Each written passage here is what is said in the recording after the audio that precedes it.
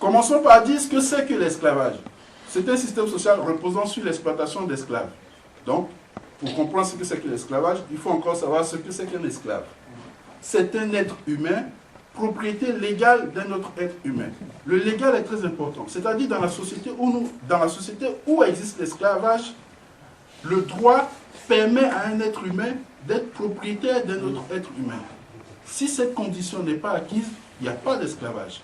J'attire votre attention sur ça parce qu'il existe diverses variétés de servitudes humaines qu'on observe dans différentes sociétés de l'histoire.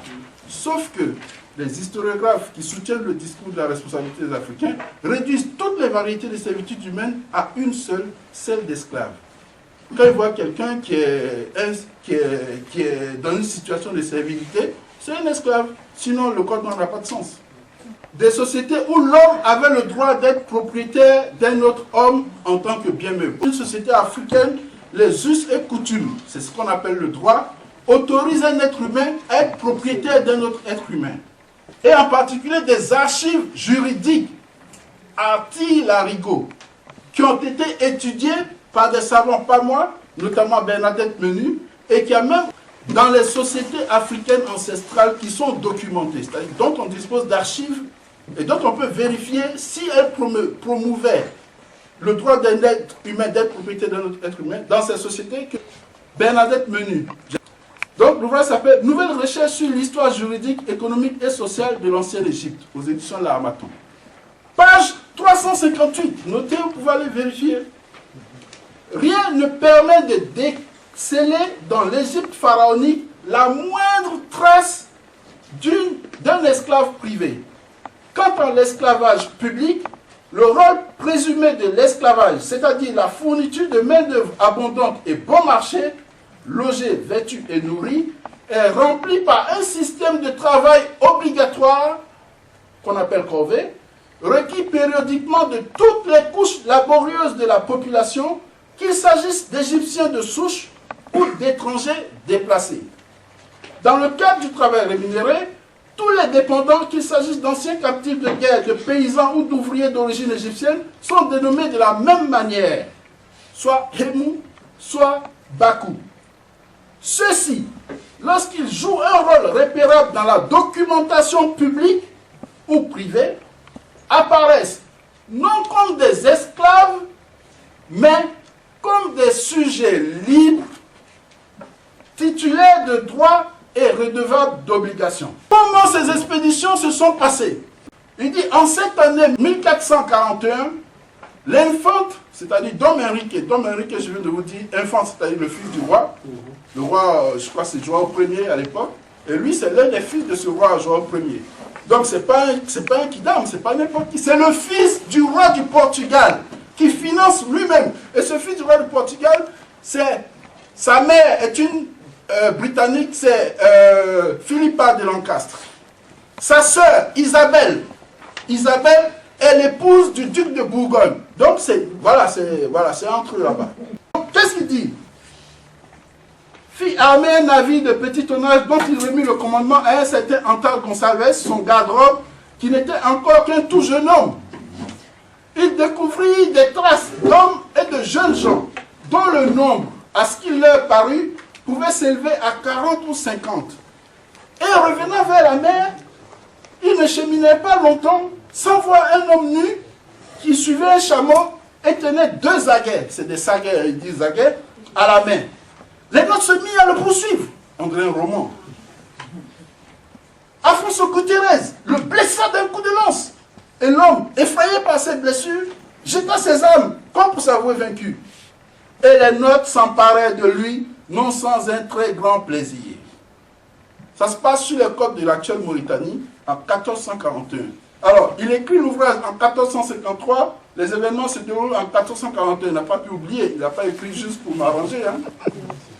Chapitre 17 de cet ouvrage, chapitre 17. Comment Nuno Tristan s'enfuit à l'île d'Adéguété et des morts qu'il captura.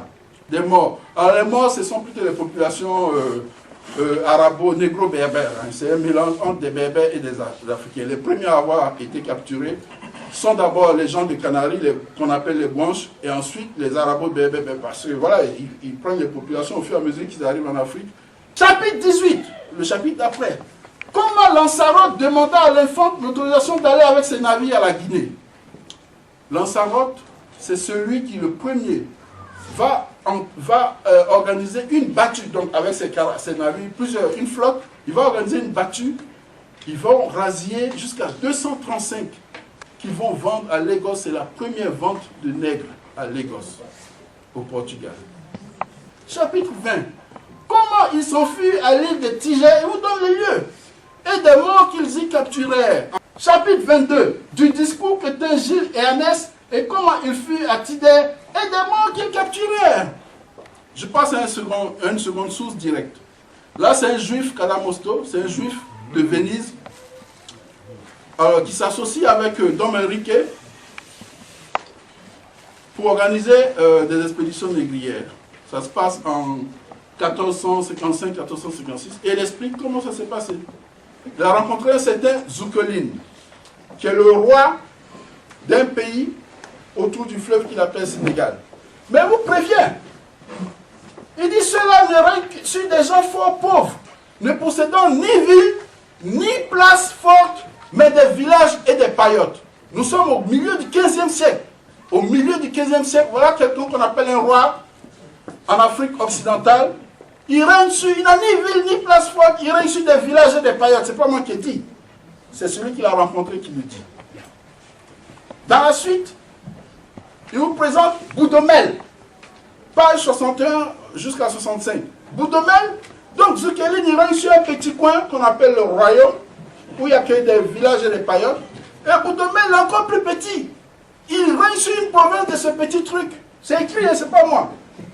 Il règne sur une des provinces du roi Zoukeline, pardon. Donc voilà le Boudomel en question. Voici le grand roi nègre. Alors le Boudomel en question, il promet de vendre 100 captifs à Cadamosto. Pendant un mois, pour trouver 100 captifs, il met un mois à les chercher et il ramène quelques captifs. Soit dit au passage, ses premiers protagonistes sont musulmans. Si vous voulez connaître le contexte sociopolitique de l'Afrique, au moment où les Blancs arrivent, au 15e siècle, ils arrivent sur les côtes occidentales, lisez cet ouvrage de Djibril Tamsir Niane, le Soudan occidental au temps des grands empires du 11e au 16e siècle. Et lui vous cite les vraies places fortes de l'Afrique au moment où les Blancs arrivent au 15e siècle dans cette côte. C'est le Mali. À cette époque, le Mali est grand comme toute l'Europe. En 1456, ça fait déjà une génération que Mansa Moussa a fait son pèlerinage en 1324. Ça fait 100 ans, passé. Que Mansa Moussa a fait son pèlerinage à la Mecque. Mansa Moussa, il a déversé tellement d'or au Caire que le cours du dirham est tombé pendant des années. Et tous les chroniqueurs arabes qui l'ont suivi n'ont pas cessé de raconter cette histoire. Tellement il était riche, ce n'est pas les esclaves qui vendaient. Il venait chercher de l'or chez lui. C'est au XIVe siècle, un Européen qui fait ce portrait du Mansa du Mali.